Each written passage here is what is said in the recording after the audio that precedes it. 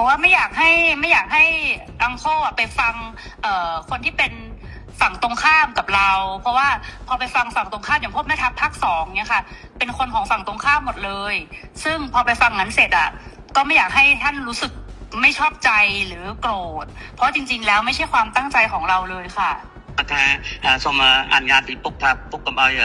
ស្ដាប់សម្ដីមេតបភូមិភាគ2ហ្នឹងក៏វាជាអ្នកដែលប្រឆាំងជាមួយនឹងរដ្ឋាភិបាលថៃដែរវាជាសត្រូវដែរដល់ពុកស្ដាប់វាហើយអញ្ចឹងទៅអាចធ្វើឲ្យអារម្មណ៍ពុកខឹងបាទเพราะตอนนี้ทางนั้นน่ะเขาอยากจะดูเท่เขาก็จะพูดอะไรออกมาที่มันไม่เป็นประโยชน์ต่อประเทศชาติค่ะแต่ว่าจริงๆที่เราต้องการเนี่ยคือต้องการความสงบสุขให้เกิดขึ้นเหมือนตอนก่อนที่จะปะทะกันตรงชายแดนนะคะមេតបភូមិភាគហ្នឹងវានិយាយចង់ឲ្យលយខ្លួនវាចង់សាង rating មកវាហើយទៅធ្វើឲ្យប៉ះពាល់ដល់តំណែងប្រទេសទាំងពីរយ៉ាងធ្ងន់ធ្ងរពុកបាទដែលយើងចង់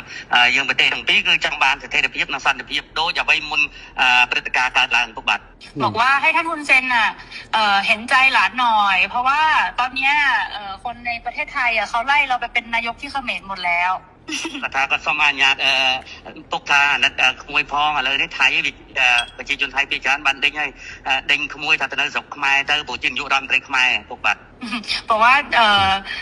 จริงๆแล้วถ้าท่านอยากได้อะไรก็ให้ท่านบอกมาได้เลยค่ะเดี๋ยวจะจัดการให้